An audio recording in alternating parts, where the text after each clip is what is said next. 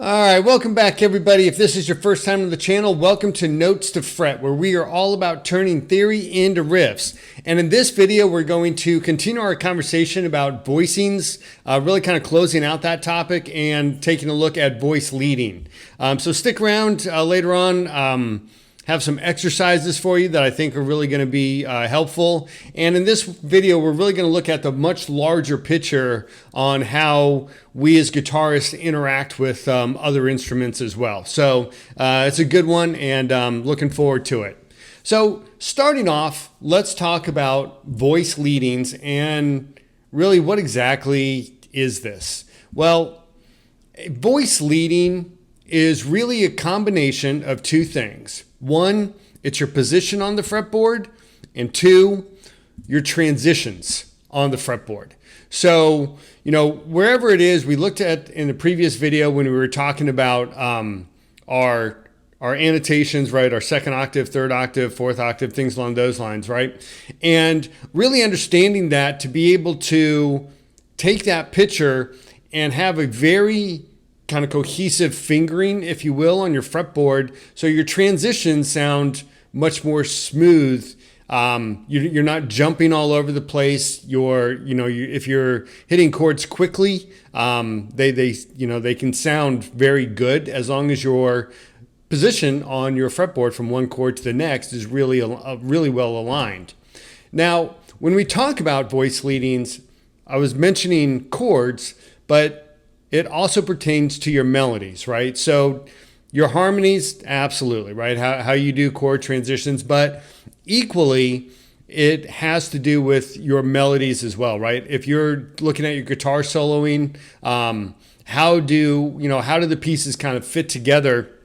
So again, they're nice and smooth, right? It might be a big slide up the neck, which is totally cool, but as opposed to, jumping from the 12th fret up to the 2nd fret, there may be better fingerings that you can manage to make your melodies, much more, they'll sound much better with that. So keep that in mind when we talk about voice leadings, that it's definitely your harmonies as well as your melodies. And furthermore, it includes your guitar, right? There's no question about that. But it's also very important to consider what the other instruments that you're playing along with can do for your voicings, right? Or your voice leadings and your voicings as well. And we'll look at this a little bit more later on in the video. So just wanted to kind of put that out there for your voice leadings. It pertains to everything, your harmonies, your melodies. It pertains to your instrument, to your group's instrument, right? It's across the board. And that's really what we mean by voice leadings. Now, sometimes, there can be a confusion where what's the difference between voicings and voice leadings? Well, if we look at voicings, it's really the order of the notes that we've put in place for our chords or for our melodies, right? But we talked about big, large, open chords, or any number of things in our previous video, and kind of taking a step back to look at that once again. Here we have our bar chord, right? Our C major. And then we have our C open chord. And here's what we were talking about when we were talking about voicings, right? What exactly do these things, sound like at different positions? Now, a voice leading, let's say that, we're going to transition from one chord to the next.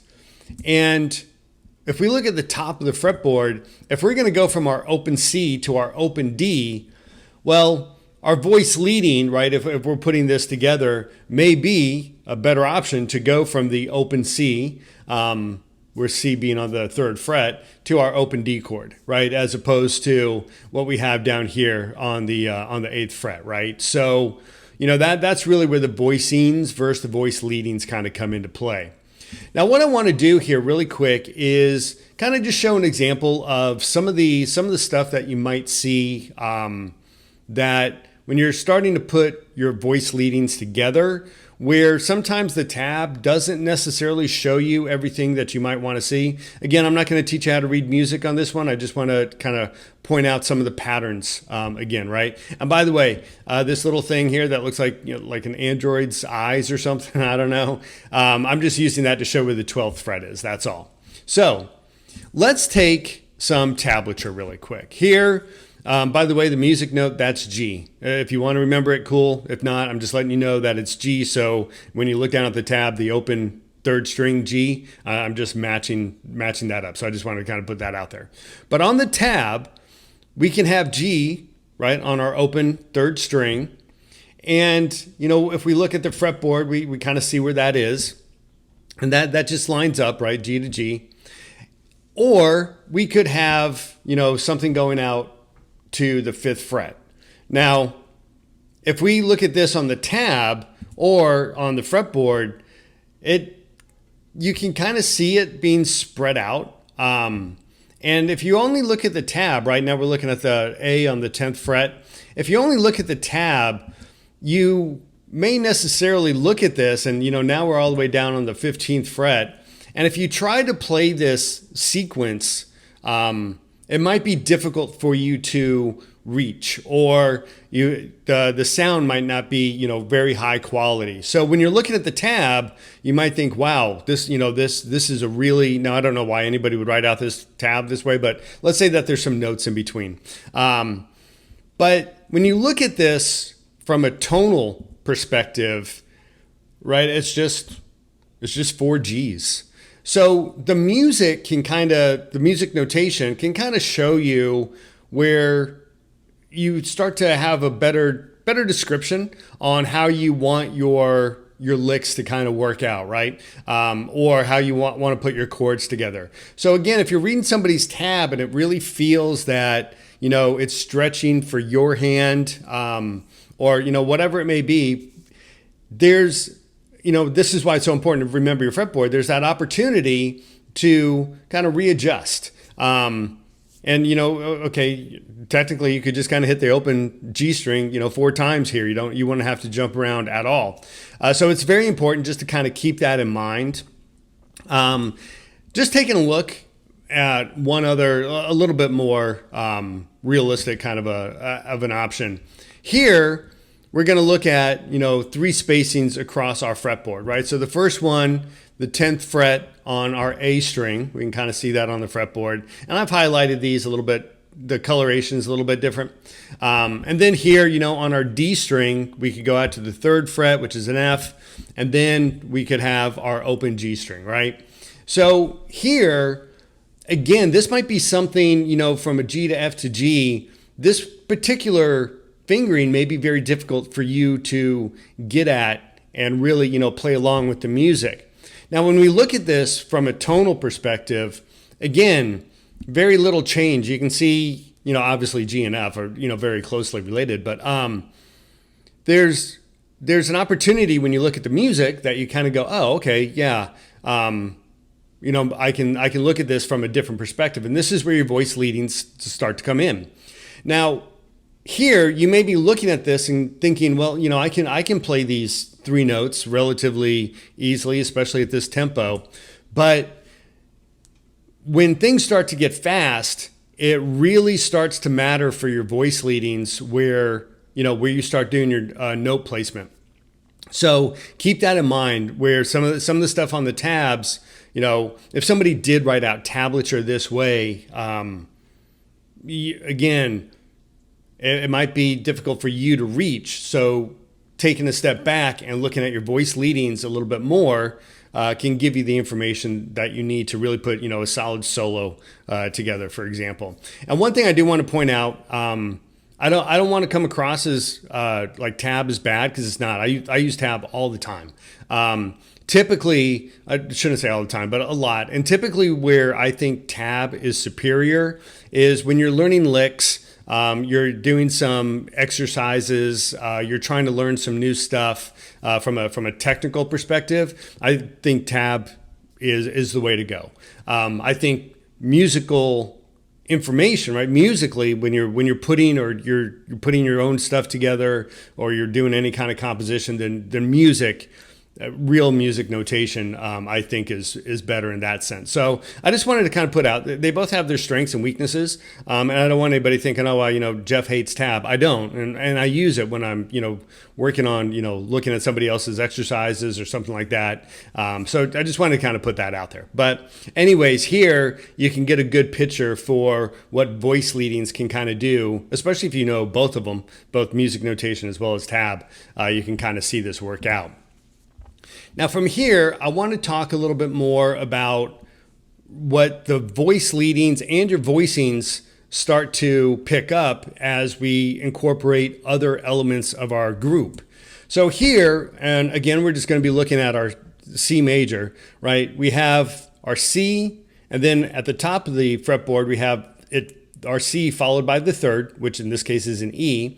And then in the middle of the fretboard, we have C followed by the fifth, which is a G. Right, so we talked about the voicings on these chords previously, right? But it really determined whether we followed the root with the third or we followed the root with the fifth, right? And that was our voicings. We put in C again, right? And then our open chord, we have the open G string, and then we finally hit the E later on in our chord to give us that minor sound in our bar chord. But the important thing here to remember was that we called this the root position, okay? Now, when we're talking about this root position, it's because the first, the C, is the very first note. It's our bass note in the chord.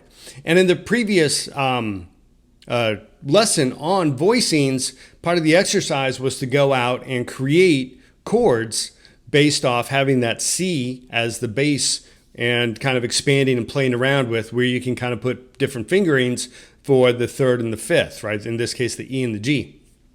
And you probably noticed that you had, you were stretching for some of these chords.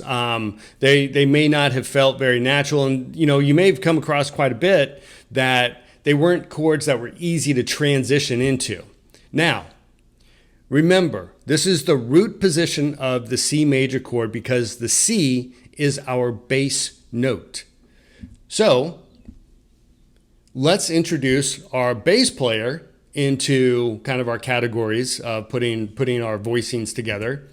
And if we take that bass note and we let our bassist handle that for us, well, now we can start to look at voicings in a whole new light, right? So with the bass picking up our root position, if we're going to go ahead and take a look at the C major, right? We have all these C's all over the fretboard, right? And so when we're going to put together our C major and we want to do a different voicing with it, well, everything here we're always kind of concentrating on C, but necessarily we don't really have to anymore. It's taken care of, right there from our bass player. It's already taken care of.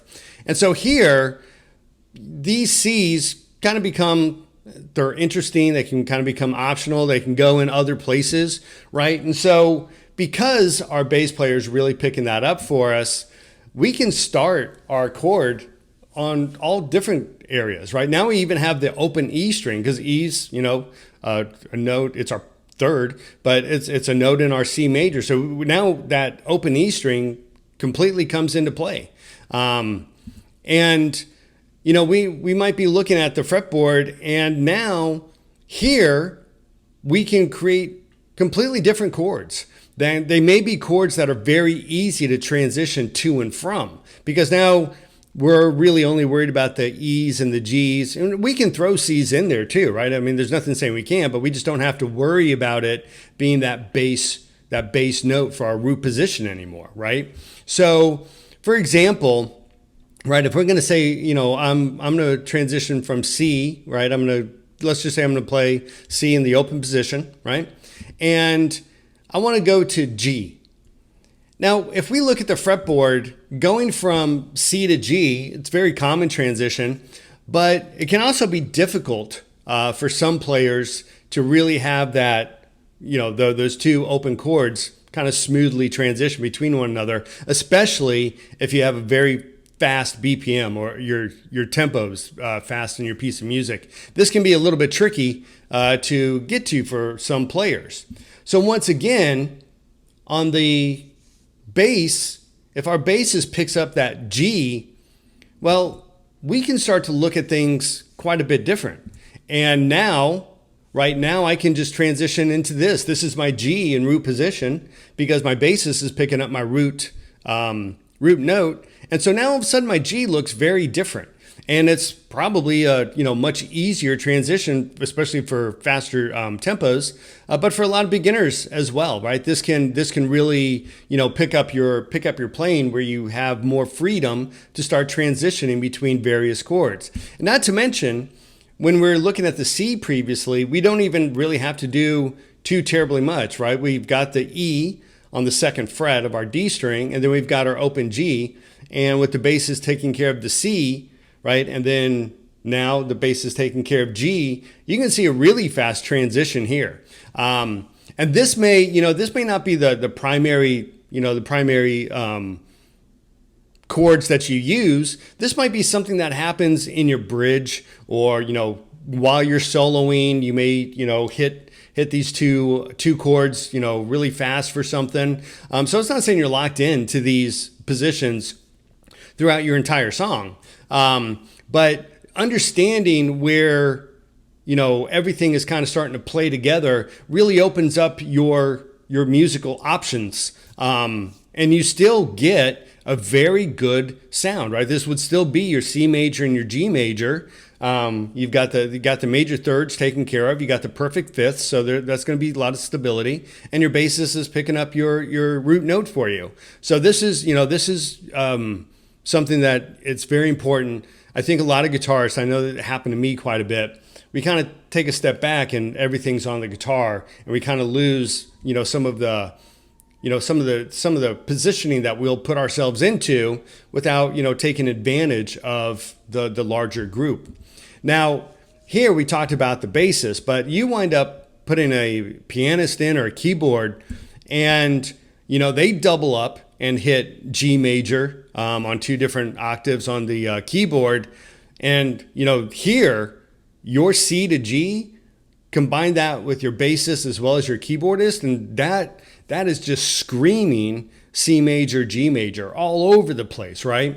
And the pianist, here I just have them playing G major in two different places. But, they can do the C major to the G major along with you. And it's very powerful, right? And it is definitely it's gonna come across as you're playing the C major followed by the G major.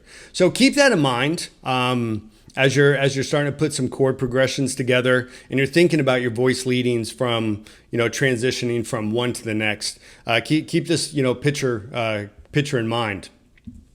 So we talked about this, and for this week's exercise, when we're kind of looking at that, I want you to kind of look back on the chords that you put together from the initial video on Voicings, and take those and consider the bassist having the bass chord covered, and see what you come up with from there, right?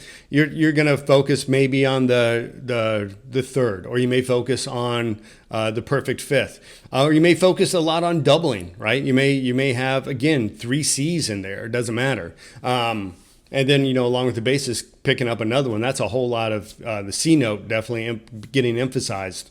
So, that's where you kind of want to, take a step back and realize what you can do and what kind of changes you see as you start to incorporate the other instruments for your, musical tonality as well. And along with that, it's generate chords that you can quickly transition in between. It doesn't have to be, light speed at, 224 beats per minute or anything. But now that you have a little bit more freedom, start to put some chords together that you feel very comfortable transitioning between. It will really help you out later on as you start to recognize some of these chord patterns. And And really, you know, it's going to help with your melodies, because in your melodies, you can do the same exact thing. You know, you may have a chord with only a C and an E, and your melody is highlighting that G. Right? So there's a lot of stuff that you can really do, and we'll talk a lot more about that when we talk about soloing over chords. But you know, put some of the chords together using, you know, your bassist having the root taken care of, and see what kind of chord positions you can transition between. Now, in addition to that, put together some chords that really emphasize the full chord quality, right? Really emphasize the minor, or really emphasize the perfect fifth with, you know, maybe a doubling of the minor, something like that. But start to, you know, get those big broad chords as well. Now, these might be chords that are relatively complex in your fingering, so they may not be chords that you can ultimately transition to very quickly. But, you know, that's part of music. Music isn't all about transitioning, you know, quickly between chords. So start to, you know, see what you can do with that full expanse as well, right? You can really start doubling or even tripling up on the major minor thirds quite a bit. And so it will really add a lot of color to your music with that. So I think these are pretty good exercises. They are helpful because you do start seeing, you know, how to work with the larger group, and starting to understand quite a bit more on how your harmonies and your melodies start to get put together when you kind of complete each other's chords out for one another. So with that being said, I was going to try to get inversions in this one. I don't know why I thought I was going to be able to. So I'm going to save chord inversions for the next video on our chords, but it'll be a good one.